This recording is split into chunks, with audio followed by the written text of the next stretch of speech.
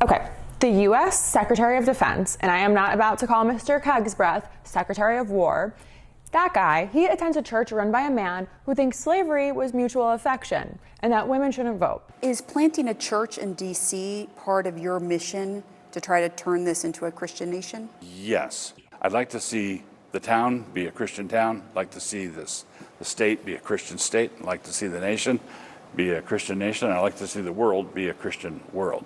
And we just had journalists get federally arrested this week for covering anti-ICE protests at one of their affiliated churches. It was this report 2 weeks ago that landed him in hot water with the Trump administration. He followed anti-ICE agitators into a Minneapolis church whose pastor is believed to work with ICE.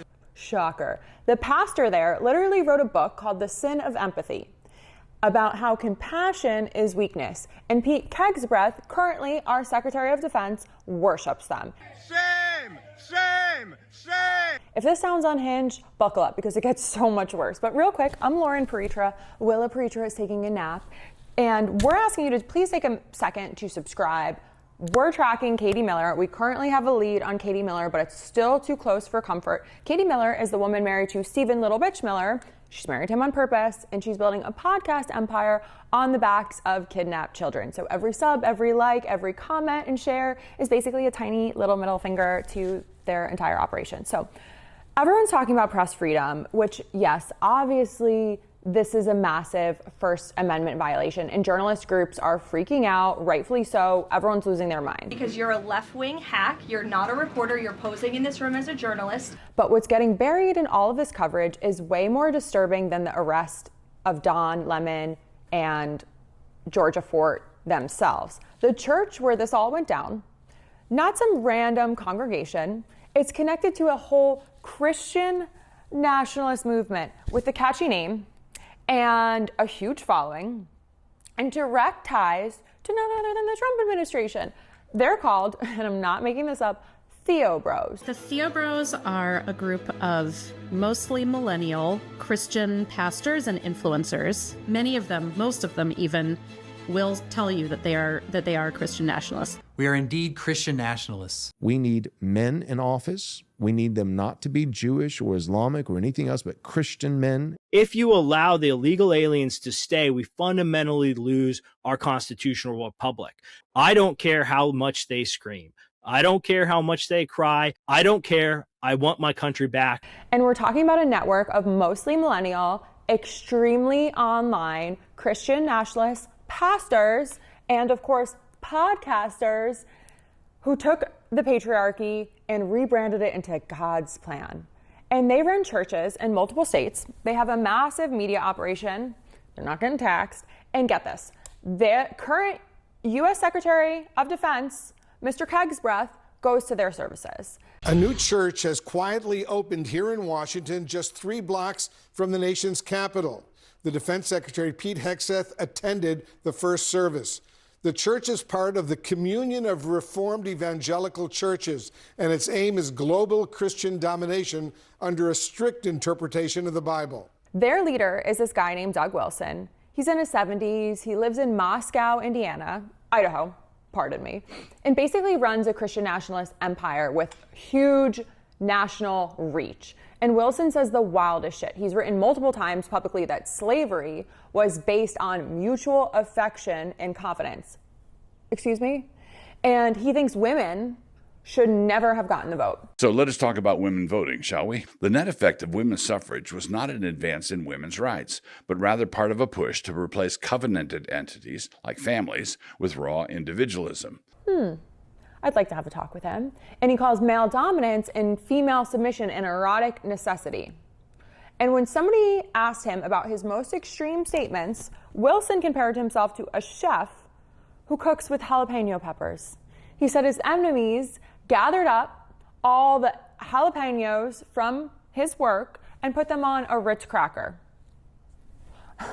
Which is a cute metaphor, except the jalapenos are him defending slavery. So maybe we don't need the cracker, Doug. Okay, spare us a cracker, please. And Wilson started this denomination called Communion of Reformed Evangelical Churches, or CREC for short. It's been spreading quietly but deliberately across the country, and here's where it gets really sideways. Pete Hegseth, yes, Pete, Secretary of Defense, who thinks he's Secretary of War, goes to a CREC church in Tennessee. People have spotted him at Wilson's newest church in D.C. too. The guy running the American military worships in a denomination created by somebody who romanticizes slavery and opposes women's suffrage. That's not some weird little side detail either, okay? That's a direct connection between his ideology and real federal power. So city churches in Minneapolis, where, you know, the public executions have happened and people are protesting, was started, this church in Minneapolis, or church cities in Minneapolis, was started by this guy named Joe Rigney, one of Wilson's closest people. Today's guest, Dr. Joe Rigney, is no stranger to this battle. His recent book, The Sin of Empathy, has stirred up a firestorm by daring to say out loud what many have felt but few have had the courage to declare. That is, empathy, when separated from God's truth, God's law, it's not virtue, it's a vice. And so please join me in welcoming Dr. Joe Rigney to the Patriarchy Podcast. Good to have you. Good to have me. Good to be on here. Thanks. And Rigney just wrote a book called The Sin of Empathy, Compassion and Its Counterfeits, an entire book about how caring for other people is just really bad, about how caring for people makes you weak, and how compassion is just a progressive trap to manipulate Christians into caring about other people and supporting destructive stuff. So in Rigney's Delulu world, if you feel bad for Alex Preddy, a nurse who was publicly executed after protecting a woman, and very publicly executed, we're talking about multiple rounds let off into his back while he was already on his stomach.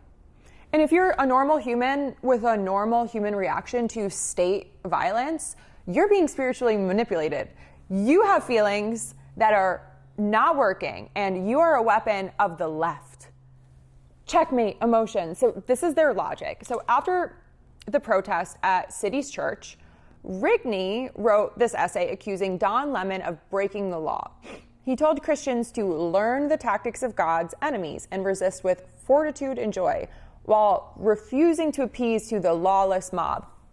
The lawless mob of people coming together in community to stand up for their neighbors who are being kidnapped on our dime and disappeared into detention centers, and in at least two instances this month, getting publicly executed.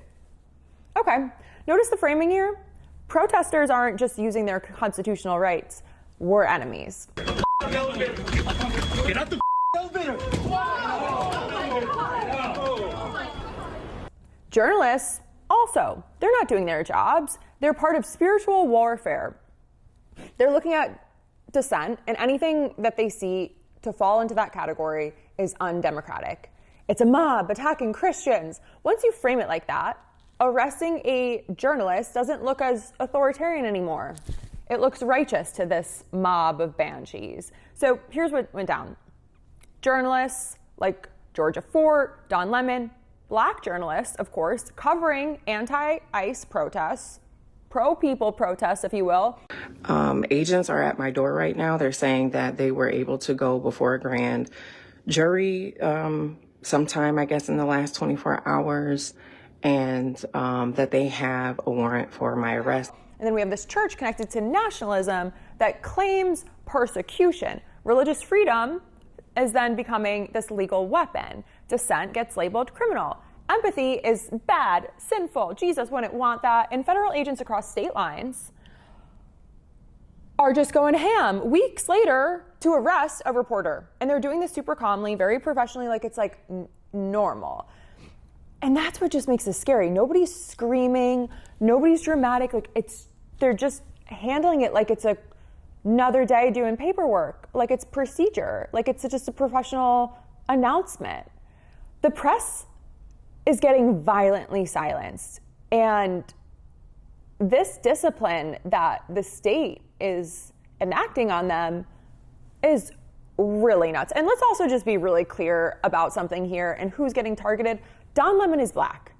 This isn't the first black journalist facing charges under this administration.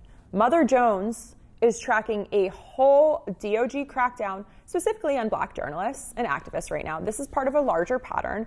We've also seen this throughout history. When we have mass authoritarian movements, they want to consolidate power. They specifically go after Black journalists and Black-led movements because they know that these voices have always been at the forefront of resistance.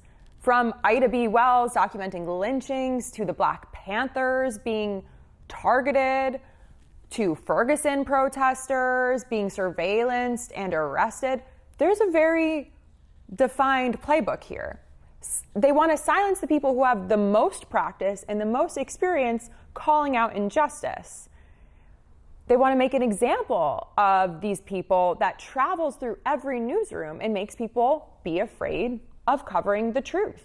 And they do it under this pretext of law and order, so it looks justified to these Looney Tunes. And meanwhile, the Theo Bros, they just keep growing. More churches opening, podcasts getting bigger, and books published everywhere, messages coordinated across all of their platforms, and now federal officials are showing up to their services and repeating their exact same talking points. Wilson's denomination keeps spreading. Rigney's writing articles about how Christians should resist protesters. Hegseth is showing up every week. And Don Lemon is staring down federal charges. None of this is on accident. None of this is random. These networks are real. And the ideology is completely public. You can look at it too. And the power is already there. It's installed. And that's what makes this so disturbing about how normal they're making it all look. Federal agents don't just break down doors like this in ordinary times. Battered their way into the home of Garrison Gibson, while an Associated Press photographer captured the scenes outside. Where's the warrant? Where is it? Can you put the guns down, though? They're making professional announcements. They're using words like religious freedom. This is highly coded. And they're doing it in a way that is trying to make their attacks justified. They're saying they were disrupting services. This is religious freedom. So that way your average Joe is like, oh, yeah, that's kind of wrong. Meanwhile, we have journalists being prosecuted for covering real life events. And the church pushing all this thinks slavery was consensual. And here's the thing that really just gets me all going. The guy whose movement is driving these charges literally defends slavery as mutual affection. Affection! And the journalists he's targeting first are Black. That's not a coincidence.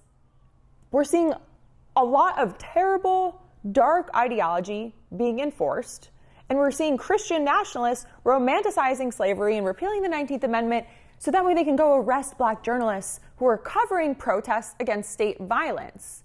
We're watching history repeat itself in real time. And here's their whole strategy. They want to criminalize the journalists, use religion as some legal shield. They're continuing to label protesters as enemies of God. And your people in the government are prosecuting very carefully and strategically here. Then they're going to insist, very calmly, that everything's fine. It's not fine. Hegseth, the Secretary of Defense, attends church by somebody who defends slavery actively to this day in 2026. A pastor who thinks empathy is dangerous and that we're all God's enemies if we don't want our neighbors being disappeared into camps. We just want healthcare. We just want student loan forgiveness. Is that so much to ask for? The Theo Bros used to be these fringe podcast bros. Now they've got churches. They're not getting taxed. And they're in every religion pushing deals, millions of podcast downloads. And we've got Pete Hegseth in their congregation. They're not fringe readers anymore. They're part of the fringe weirdos that are running this country. Again, I'm Lauren Peritra. Willa Peritra is taking a snooze. It's really hot in LA today.